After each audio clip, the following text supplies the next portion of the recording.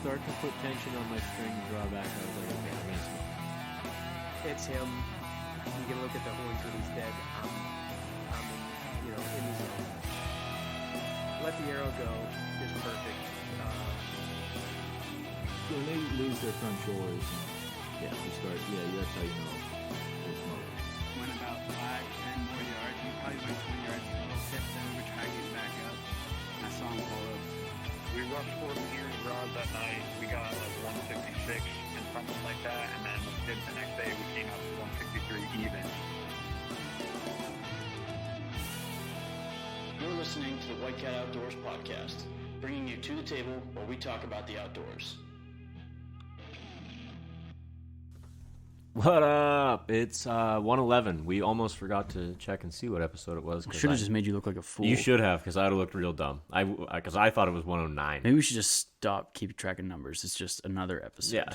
Another This installment episode, of yes. the White Cat Outdoors podcast. That's what we'll do from now on. But I'm gonna throw it right to you, Nick. Tom's also here. He's playing Sudoku. Tom, yeah, I think he's learning a new magic trick.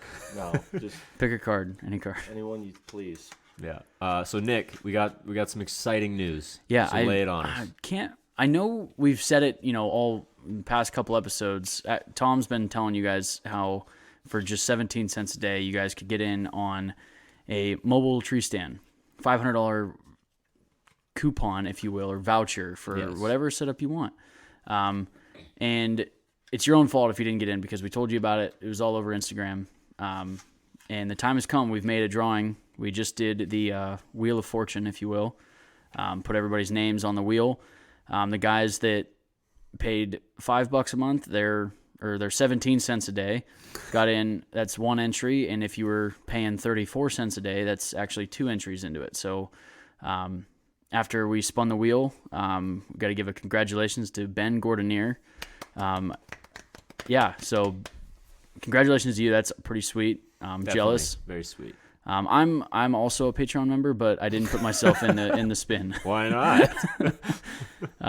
Didn't really feel like it would be cool if I won. Wouldn't that be hilarious? Like, we just hey! posted on Instagram, and Nick is Congratulations to the giveaway. There'd probably be a lot of people the winner. You dropping should do out. it as a joke. That That'd way be- people that'd that be- don't listen to the podcast will be like, oh, what the fuck? Yeah, we should. That'd be wild. We are going to reach out to you probably I'll reach out to you right after we record this. Yeah.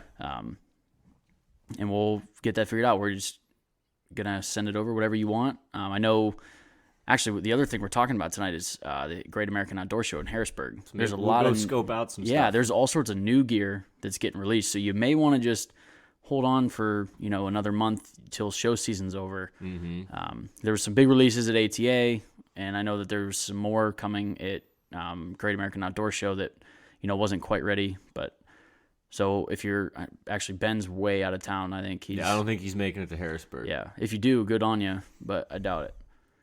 So, I guess congratulations again on that. We will get a hold of you. And Yeah, we appreciate you. we're gonna jump into, like I said, Harrisburg. Frank and I are making the trip down there to go check out the booths. I'm excited because last year got canceled due to COVID. Mm-hmm. Yeah, a bunch of bull. Yeah, crazy.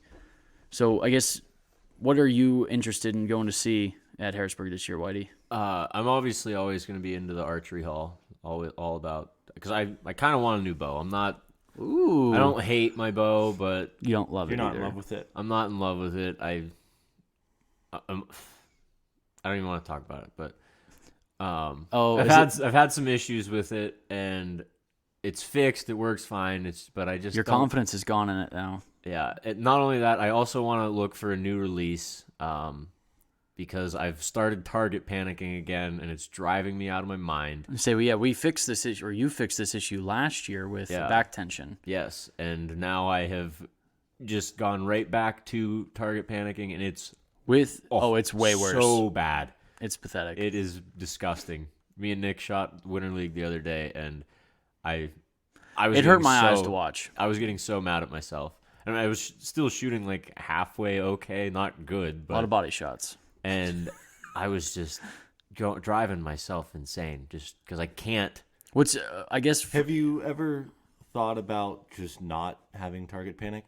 I've considered it a couple times. that sounds way too easy. That's how I would go about it. Be Yeah. like, I hate that I have target panic, so I'm just gonna not do that. anymore. That's good thinking.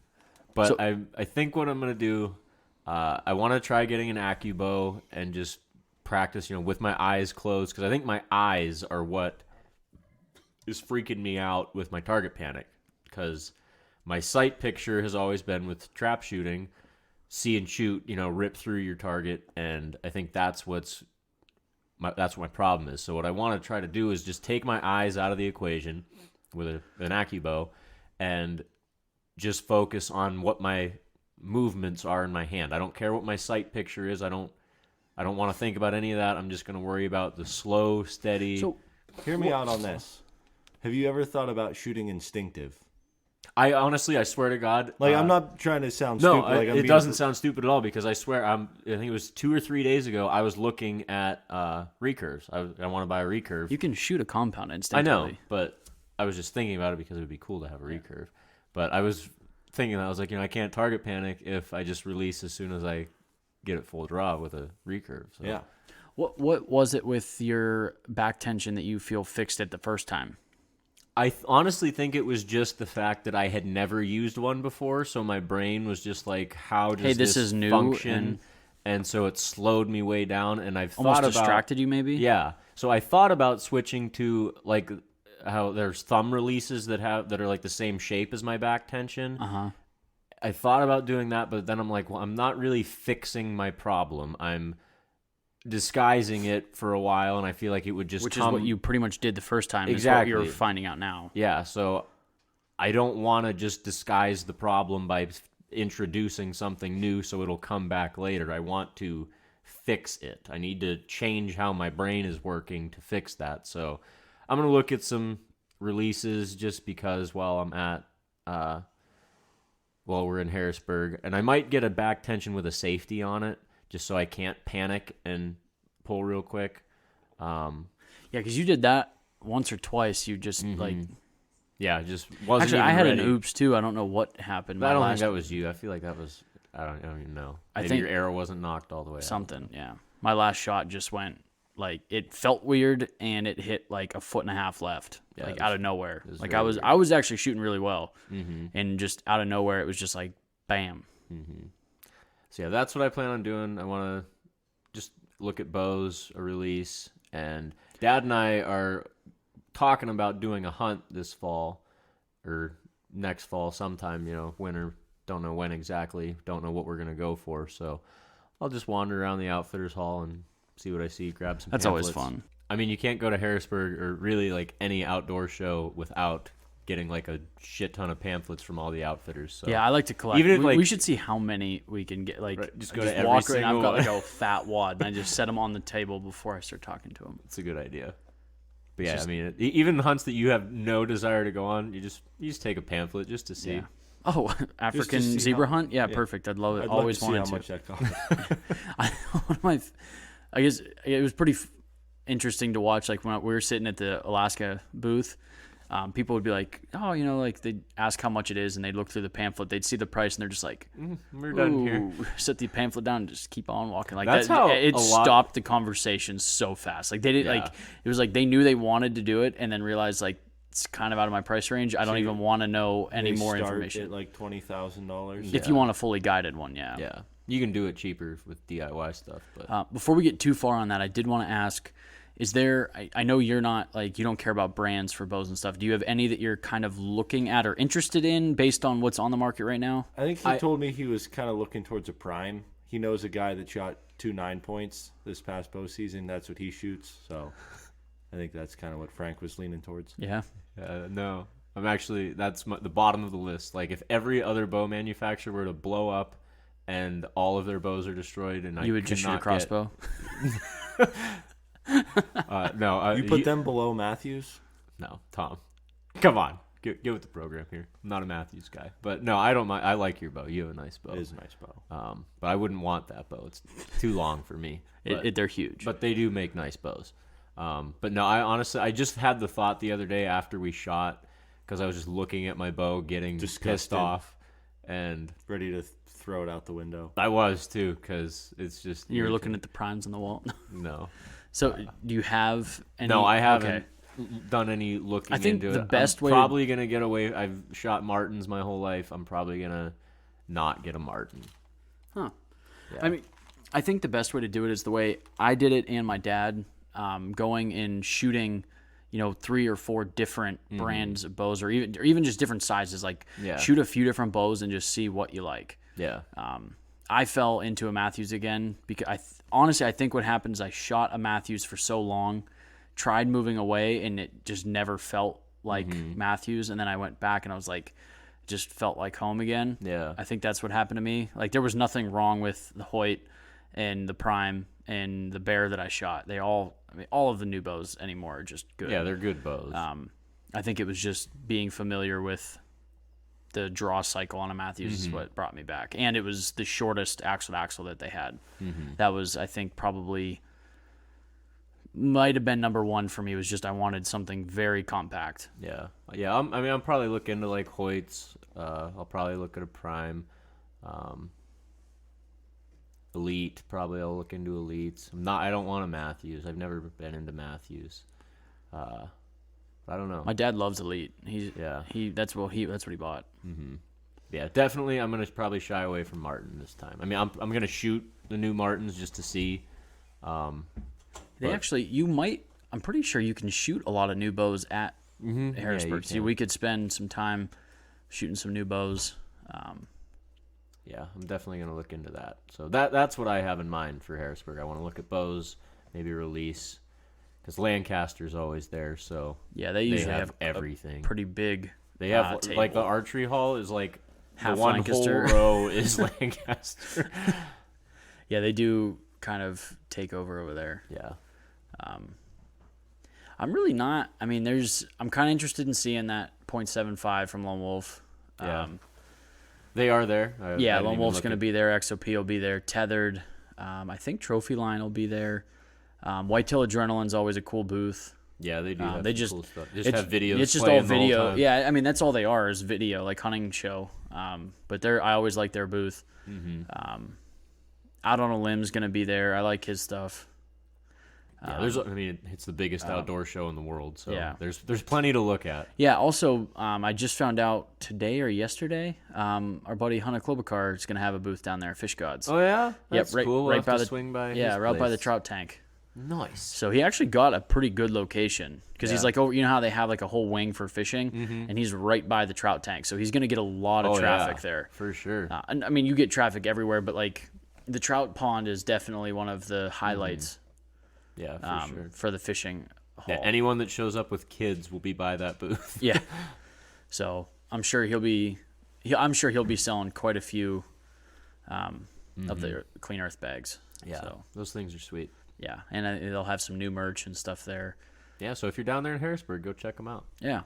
I'm trying to. There's not really anything else I'm interested in right now. I mean, I always enjoy looking at the. You're always way into gear. Oh, another thing I want to try to find. I want to buy wool. I don't honestly. Merino wool. Silent Predator has a booth. I was there gonna usually. say I think that they're usually there. Silent so Predator's there. I want to get bibs. So, and I can never find because I would totally buy like you go on eBay all the time. I would Yeah. buy used King of the Mountain or Sleeping Indian or Silent Sitka. Predator, anything like that. That's not wool. But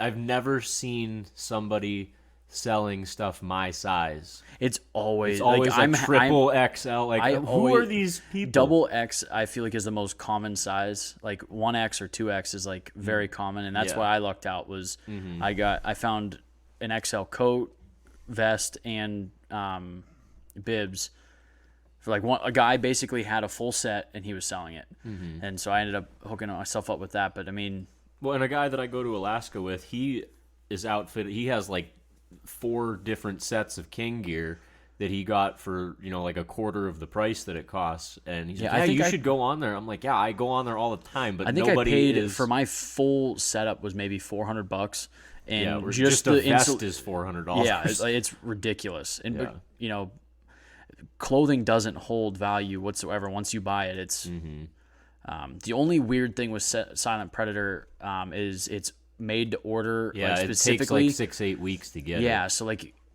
for me, I mean, I ordered it and it showed up right away because somebody else had purchased it first. Yeah, but if you buy it new, you have to send them all of your measurements, and they Yeah. make that garment specifically for you. Yeah. So like the only problem I ran into is like everything fits good around like the chest and waist and everything, but then like they're super long, so I just roll them Yeah. up. But when you pay a fraction of the price for them, I'll roll up some bibs any day. I should Yeah. find a tailor and I know a girl that. yeah, you told me, and then you said Yeah. I know a lady that does tailoring, and then Yeah, never well- never give me any more info. Yeah, on well, it. there's a story behind it, but I'll tell you about For it another in a minute. podcast. Yeah, I always enjoy gear. I'm really not interested. Like, I'm pretty content with what I've got, so I really don't plan on buying any more gear. But you're just a gear nut. Yeah, so I just I'm like sure seeing you'll- the new stuff, and that's really, I mean, it for me. I always like talking to the outfitters and seeing Yeah, the it's big just cool bucks. to talk to those people. Yeah, the taxidermy is always really cool. You know, Mm-hmm.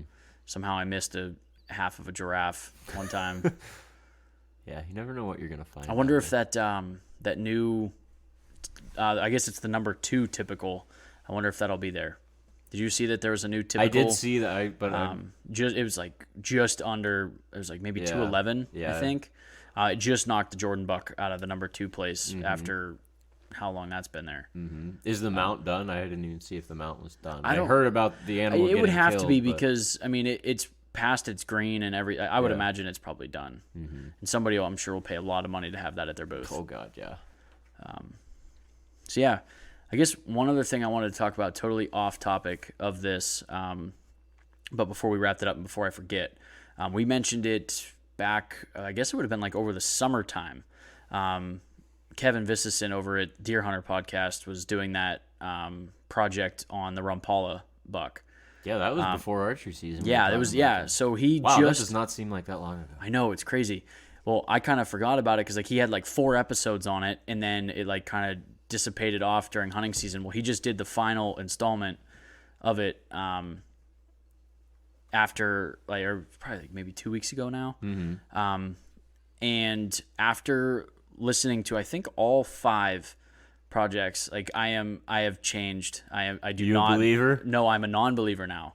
See, I was always a non-believer, and See- you were always on the fence. Yeah, I wanted so badly to believe it was real. Mm-hmm. After listening to everything he has to say, all the facts, the people he brought on that personally knew Mitch or had some sort of good value or something They're to reputable. Yeah, reputable people. I 100% believe that is a fabricated story. So, Attaboy. and I think anyone listening to it, you'd have a hard time believing it after listening to it with an open mind. Yeah. Because I more than anybody wanted that to be. I know, because you and real. I, when we first started talking about it, I was always like, no, that's a bunch of bull crap. Yeah, Like but you really had nothing to back that to. You just, just the stories that were a surface the most on the popular stories, I Yeah. guess. But but he then- like is the first person to like actually go in Dove depth and into talk it. to people that were there. Yeah, exactly. And there was people that supposedly had their hands on it and photos of the deer. Like there was so much involved, and you know I held on to believing it was real as long as I possibly could. I mean, even after the first couple episodes, you were like really starting to lean towards no, it's 100% real. Yeah, and because Mitch Kevin did a really good job of like he kept very unbiased, and you really didn't know which way he'd lean until this final episode. But just after everything, it was just to me, there's Put absolutely the story to bed. yeah, it's absolutely. And if you listen along, and he even has like photos you can look at while he's going through it, you're crazy to believe that deer's real. Just throwing that out there. So I encourage anybody that's interested in the Rumpala story, if you want to believe it's real, don't listen to it. I'll put it that way. If you want to You want continue your to dreams smashed. if you're not looking to have your dreams crushed on a Tuesday, don't listen to it. But I would recommend anybody check it out because it is pretty interesting, and I believe it's honestly going to kill that story a little bit. It's always had some mystery, but Kevin's got quite the following, and I do believe that it's going to help maybe put that to rest. Yeah. One of the big things I realized was it wasn't actually Milo Hansen that had the like court documents that said he can't talk about it. It was the guy that bought the rights to the- Milo Hansen's buck. Mm-hmm. And there, before Milo Hansen killed that buck, the guy that I don't remember his name, but Mitch or Kevin says his name. That guy and Mitch Rapala had like hated each other. So it was There like was bad blood before there was bad any blood of these before deer Milo died. Yeah, exactly. There was bad blood before, and it just I think what happened was like it was like a plot to try and get at him, and it blew out of proportion. Yeah. I think because that happened around like 98, which was like when the internet started to become like really popular, and I think it just blew up more than anybody ever realized. And Yeah. yeah, just Definitely a very interesting story, though. yeah, it's worth a listen. Even if you are a non-believer, it's really worth a listen because Even if you're not a hunter, really. Yeah. That's just a big story. yeah, I mean it's a giant buck. But yeah, I'll leave it at that. I hope you guys check it out. If any of you guys are going to be down at Harrisburg, shoot us a message. Frank and I are going to be there midweek, walking around and talking to different guys at booths, and we'll see how it goes. Other than that, there's some guys out there starting to find some sheds. I envy you because we're under We're buried. Yeah, we're totally buried. But if you're in an area where there isn't snow, I hope you guys are all getting outside.